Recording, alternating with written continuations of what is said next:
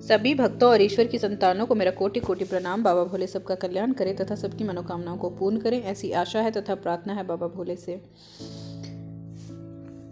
हम वायव्य संहिता का अध्ययन कर रहे हैं। आज वायव्य संहिता उत्तरार्ध का आरंभ करेंगे। प्रथम अध्याय आरंभ करने से पहले ओम नमः शिवाय, हर हर महादेव।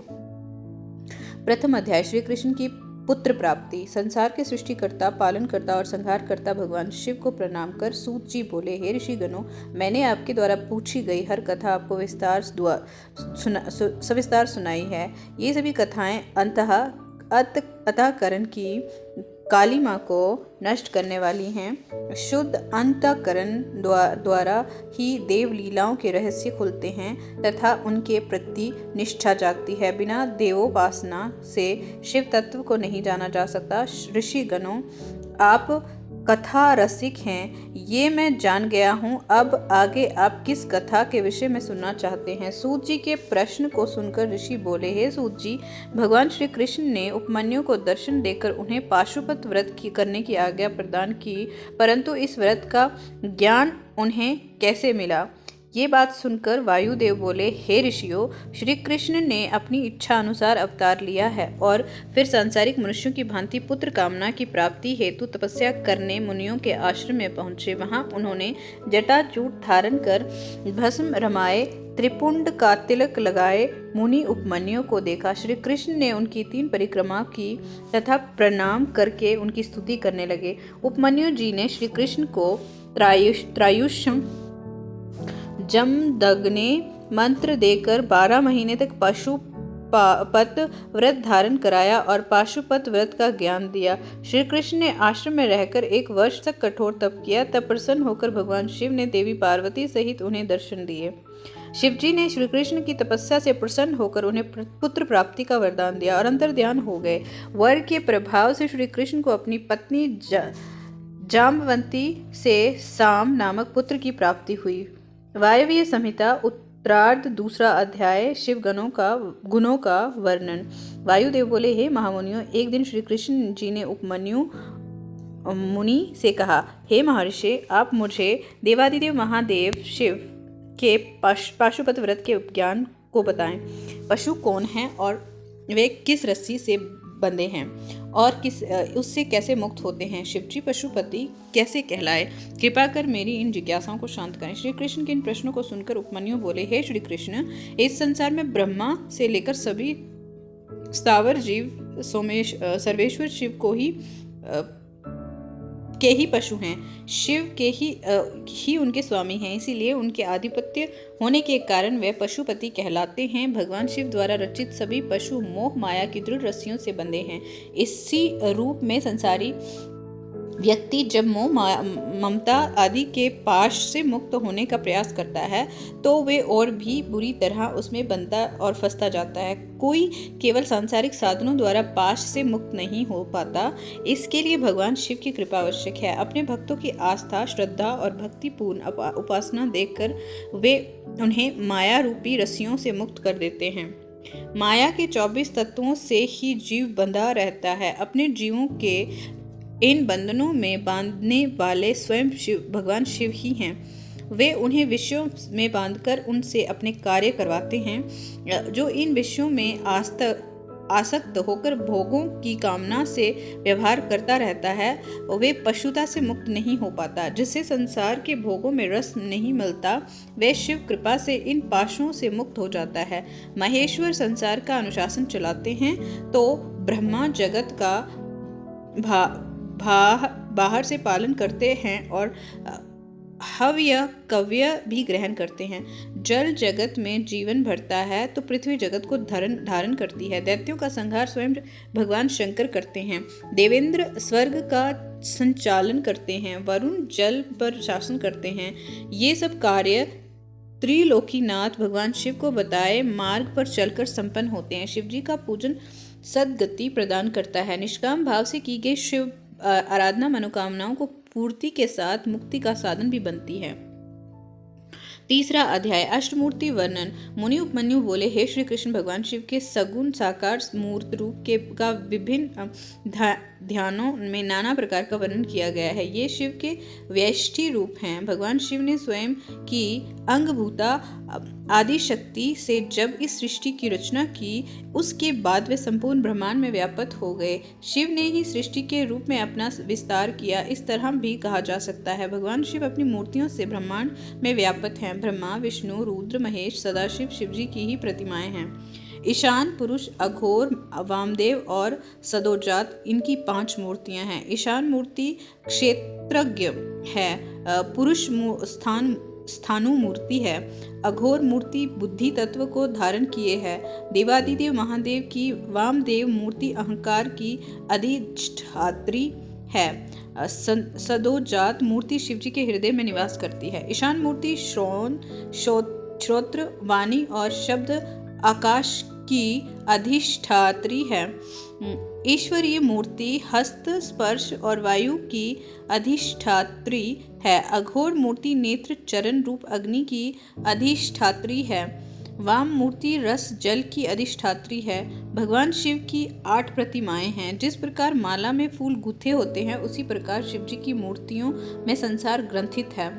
शर्व, भव, रुद्र, उग्र, भीम, पशुपति, ईशान, महादेव ने ये शिवजी की 8 मूर्तियां हैं। इन्होंने पृथ्वी, जल, तेज, पवन, आकाश, क्षेत्र, यज्ञ, सूर्य और चंद्र को धारण किया है। शिवजी की 4वीं मूर्ति विश्वधारिका है या वायिका भावी मूर्ति है और जल को धारण किए हुए है।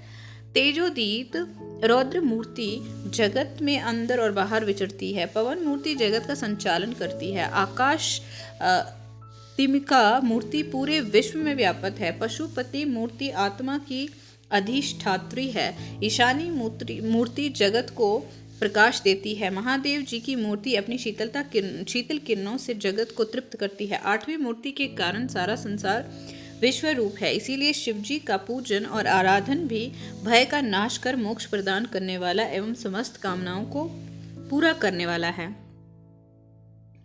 4था अध्याय, गौरीशंकर की विभूति। उपमन्यु बोले, हे श्री कृष्ण, अब मैं आपसे स्त्री, पुरुष और महादेव की विभूति का विवरण करता हूँ।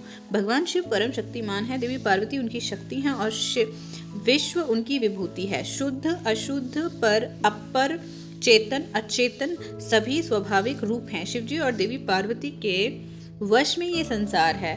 वे ही विश्वेश्वर हैं। भगवान शिव ही संसार के सभी जीवों को भक्ति और मुक्ति देते हैं। माता शक्ति भी शिवजी के समान महाशक्ति हैं। वे चिद्रूपा शक्ति हैं जो विश्व को विभक्त करती हैं।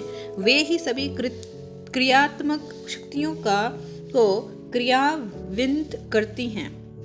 देवी पार्वती ही क्षोभ पाकर नाद को पैदा करती हैं। नाद से बिंदु, बिंदु से सदाशिव, उससे महेश्वर और उससे युद्ध विद्या पैदा होती है। ईश्वर की वाणी शक्ति है। इस संसार को रचने वाली शक्ति है। इस संसार में स्त्रियों और पुरुषों की विभूति भगवान शिव और देवी पार्वती पर आश्रित है। शिव क्षेत्रज्ञ हैं और देवी क्षेत्र रूपा है। पार्वती जी पृथ्वी रूप में हैं और शिव जी आकार रूप हैं। शिव समुद्र रूप हैं और पार्वती जी तरंग रूपा हैं। हे श्री कृष्ण, इस प्रकार मैंने आपको सर्वेश्वर शिव की विभूति सुना दी है। शिव भक्तों को सायुज्य की प्राप्ति होती है और भगवान शिव का भजन कीर्तन करने से समस्त पापों का नाश हो जाता है। 5वां अध्याय, पशुपति ज्ञान योग।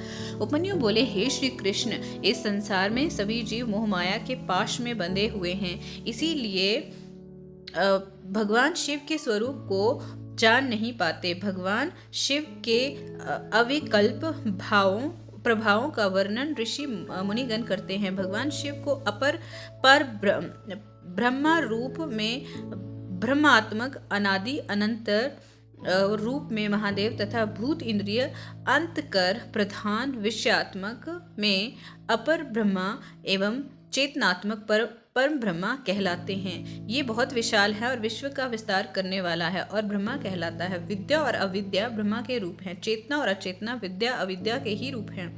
विश्व भगवान शिव रूप है और संसार के सभी जीव भगवान शिव के अधीन हैं। त्रिलोकीनाथ भगवान शिव तो सत असत दोनों के स्वामी हैं। वे ही सत असत के क्षर अक्षर करते हैं। सभी प्राणी क्षर अव्यय एवं अक्षर हैं और परमात्मा के रूप हैं। सर्वेश्वर शिव ही समष्टि और व्यष्टि रूप कहलाते हैं। वे ही संसार के प्रवर्तक और निवर्तक हैं। वे ही अविभार्व और तिरोभाव का कारण है। देवादिदेव महादेव ही सबके स्वामी और दाता हैं। सर्वेश्वर शिव अंतर्यामी हैं। जो मनुष्य अपनी बुद्धि के कारण विरोधाभासों में फंसे रहते हैं, वे किसी भी बात का निश्चय नहीं कर पाते। जो मनुष्य भगवान शिव की शरण में जाते हैं, उन्हें शिव तत्व का ज्ञान प्राप्त हो जाता है। छठा अध्याय शिव तत्व वर्णन। उपमन्यु बोले, हे श्री कृष्ण, जिस प्रकार इंद्रजाल की माया जादूगर को भ्रमित नहीं करती, बल्कि उसकी लीलाओं को देखकर वह आनंदित होता है, उसी प्रकार सृष्टि रचना का आधार रूप भगवान शिव सभी प्रकार के बंधनों से सदैव मुक्त रहते हैं। त्रिलोकीनाथ देवादिदेव शिव तो सब बंधनों से दूर हैं। उन्हें कोई भी माया, प्रकृति, बुद्धि और अहंकार नहीं बांध सकता। शिव तो परम ब्रह्मा परमात्मा है। वे किसी वासना, मोह अथवा भोग के प्रभाव में नहीं आ सकते। बंधु अबंधु, नियंता, प्रेरकापति, गुरु, त्राता, अधिक समान, आकांक्षित, जन्म मरण, विधि निषेध, मुक्ति, बंधन, कोई भी सर्वेश्वर की राह में आगे नहीं जा सकता।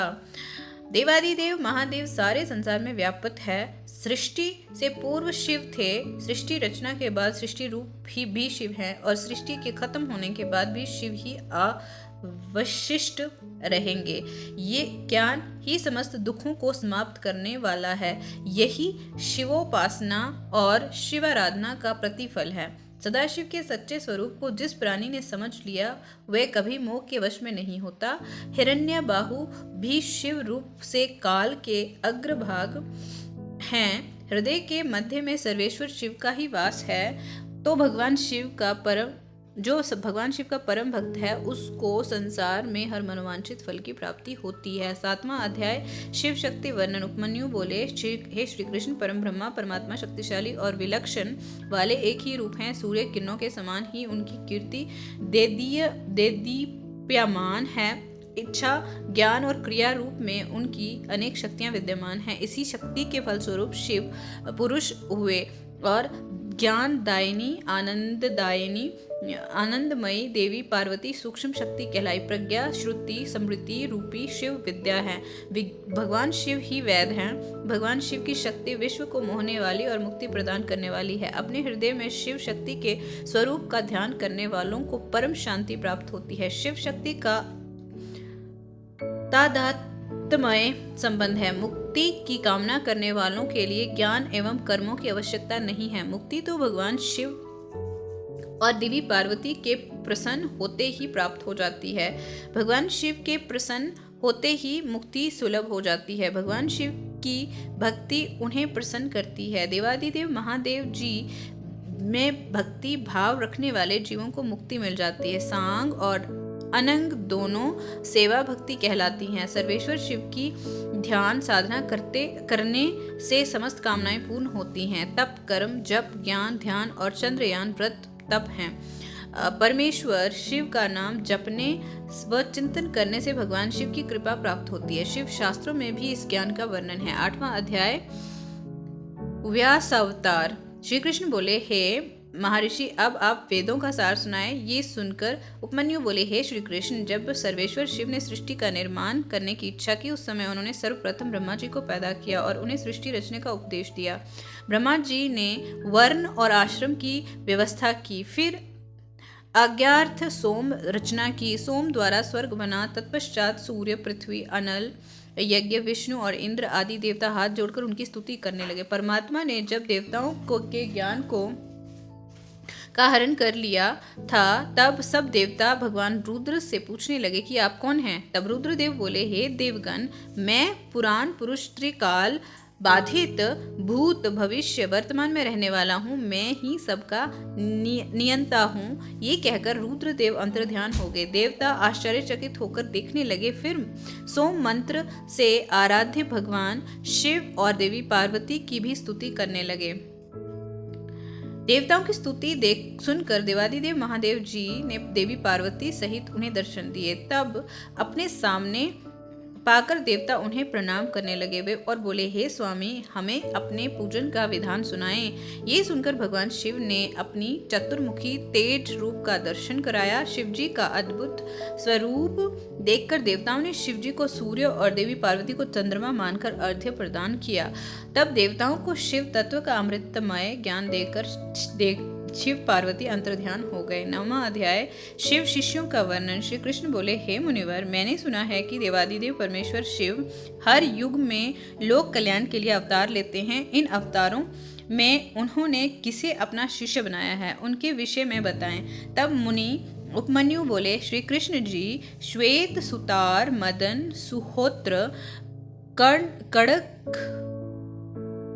लोगाक्षी, महामायावी, जेगीशवय, ददिवाह, ऋषभ मुनि, उग्र, अत्रि, सुपालक, गौतम, वेदऋषा मुनि, गोकर्ण, गुहावासी, शिखंडी, जटामाली, अट्ठास, दारुक, लांगुली, महाकाल, शूली, दंडी, मुंडीश, सहिष्णु, सोम शर्मा और नकुलीश्वर, ये 12 कल्प के इस 7वें मनवंतर में युग क्रम से 28 योगाचार्य प्रकट हुए हैं।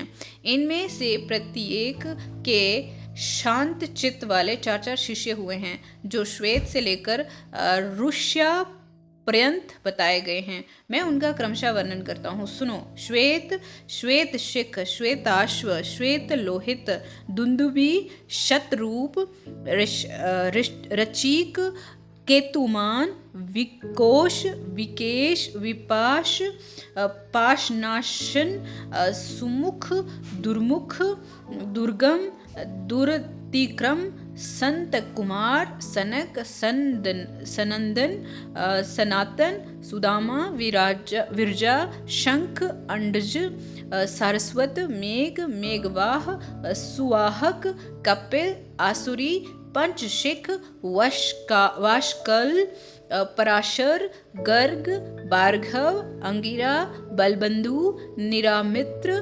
केतुश्रृंग, तपोधन, लंबोदर, लंभ, लंभात्मा, लंबकेशक, सर्वज्ञ, संबुद्धि, साध्य, सिद्धि, सुधामा, कश्यप, वशिष्ठ, विरजा, अत्रि, उग्र, गुरुश्रेष्ठ, श्रवण, श्रविष्टक, कुनी, कुनबाहु, कुशरीर, केनेत्रक, काश्यप, उष्णा, च्यवन, बृहस्पति, उत्थय, वामदेव, महाकाल, महानिल, वाच, श्रवा, सुवीर, श्यावक, यतिश्रव, हिरण्याभ, कौशल्य, लोकाक्षी, कुथुमी, सुमंत, जैमिनी, कुबंद, कुशकंधर, प्लक्ष, दारभायनी, केतुमान, गौतम, बल्लवी, मधुपिंग, श्वेतकेतु, उशिज, बृहदश्रव, देवल, कवि, शालिहोत्र, सुवेश, युवनाक्षव, शरदूसु, छलंग, कुंभकर्ण, कुंभ, प्रबाहुक, उलूक, विधुत, शंभुक, आश्रयलायन, अक्षपाद, कनाद, उलूक, वत्स, कुशिक, गर्ग, मित्रक और ऋष्य ये योगाचार्य रूपी महेश्वर के शिष्य हैं। इनकी संख्या 112 है। ये सब के सब सिद्ध पशुपात हैं। इनका शरीर भस्म से विभूषित रहता है। ये संपूर्ण शास्त्रों के तत्वज्ञ, वेद और वेदांगों के परांगत विद्वान, शिव आश्रम में अनुरक्त, शिव ज्ञान परायण, सब प्रकार की आसक्तियों से मुक्त, एकमात्र भगवान शिव में ही मन को लगाए रखने वाले, संपूर्ण को सहने वाले, धीर, सर्वभूताहितकारी, सरल, कोमल, स्वस्थ, क्रोध शून्य और जितेंद्रिय होते हैं। रुद्राक्ष की माला ही इनका आभूषण है। इनके मस्तक त्रिपुंड से अंकित होते हैं। उनमें से कोई तो शिखा के रूप में ही जटा धारण करते हैं, किन्हीं के सारे केश ही जटा रूप होते हैं।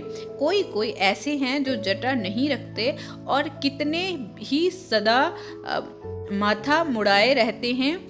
ये प्राय फल फूल का आहार करते हैं, प्राणायाम साधन में तत्पर होते हैं। मैं शिव का हूँ इस अभिमान से युक्त होते हैं, सदा शिव के ही चिंतन में लगे रहते हैं। वे अपनी कठोर साधना से संसार रूपी विश्व वृक्ष के अंकुर को मथ देते हैं। फलस्वरूप संसार बीज का ही नाश हो जाता है। इसे ही समस्त प्रकार के कर्मों का क्षय कहते हैं। ऐसे में स्थूल सूक्ष्म शरीरों के कारण हमारा शरीर भी विगलित हो जाता है। इसी को मुक्ति और मोक्ष कहते हैं। जो योगाचार्य इस स्थिति को प्राप्त हो जाते हैं, वे सदा परम धाम को जाने के लिए ही कटिबद्ध होते हैं। जो योगाचार्यों सहित इन शिष्यों को जान मानकर सदा शिव की आराधना करता वह शिव का सायुज्य प्राप्त कर लेता है। इसमें कोई अन्यथा विचार नहीं करना चाहिए। 10वां अध्याय शिवोपासना निरूपण। श्री कृष्ण जी बोले, हे महर्षि, भगवान शिव ने से देवी पार्वती ने क्या प्रश्न किया और शिव जी ने उसका क्या उत्तर दिया, तब मत। अभी उपमन्यु बोले, हे श्री कृष्ण जी, एक दिन पार्वती जी ने भगवान शिव से पूछा, हे स्वामी, आप प्राणी जन पर किस प्रकार प्रसन्न होते हैं। तब शिव जी बोले, हे प्रिय, मुझे प्रसन्न करने का एकमात्र साधन श्रद्धा भक्ति है। मैं कर्म जप यज्ञ और समाधि में इतना प्रसन्न नहीं होता जितना भक्तिपूर्ण आराधना से। जिस भक्त के मन में श्रद्धा हो वे मेरा दर्शन स्पर्श पूजन एवं मेरे साथ वार्तालाप भी कर लेता है। अतः जो मुझे अपने वश में करना चाहे उसे पहले मेरे प्रति श्रद्धा करनी चाहिए। श्रद्धा ही स्वधर्म का हेतु है और वही इस लोक में सभी वर्णों की रक्षा करता है। जो अपने वर्णाश्रम के धर्मों का पालन करता है उसी को मुझ में श्रद्धा होती है, दूसरे को नहीं। धर्म के मार्ग का अनुसरण करके विदुजन की श्रद्धा भावना बढ़ती है। वो जीव जो एकाग्रचित होकर मेरा ध्यान करते हैं मेरी भक्ति को प्राप्त होते हैं। वर्ण आश्रम पर चलने वाले जीव मोह माया और पापों से छूटकर शिव लोक को प्राप्त कर लेते हैं। उनकी आत्मा का उद्धार हो जाता है। सनातन धर्म के ज्ञान, क्रिया, चर्या और योग नामक 4 पद हैं। भक्ति पूर्वक साधना ज्ञान कहलाती है। 6 मार्गों से किए गए शुद्धि विधान को क्रिया कहते हैं। वर्णाश्रम युक्त विधि से पूजन अर्चन को चर्या कहा जाता है। मेरी भक्ति में अपने हृदय को लगाकर अन्य वृत्तियों का निरोध करना योग कहलाता है। निर्मल हृदय से भक्ति पूर्वक ध्यान करने से 100 अश्वमेध यज्ञ का फल मिलता है। अपनी इंद्रियों को वश में करने वाले विरक्त पुरुषों को ही ज्ञान और मुक्ति प्राप्त होती है। तप, कर्म, जप, ध्यान और ज्ञान ये मेरे भजन के 5 प्रकार हैं। पूर्व वासनावश ब्रह्मा अथवा आभ्यंतर जिस पूजन में मन का अनुराग हो उसी में दृढ़ निष्ठा रखनी चाहिए। बाहरी शुद्धि को शुद्धि नहीं समझना चाहिए। आंतरिक शुद्धि से ही आत्मशोधन होता है। भजन ब्रह्मा हो या आंतरिक दोनों में ही भाव होना चाहिए। प्रेम और समर्पण के बिना पूजन निरर्थक है। आज के लिए इतना ही। आगे का सफर अगली वीडियो के साथ जारी रखेंगे। तब तक के लिए धन्यवाद। ईश्वर सदैव सबका कल्याण करे।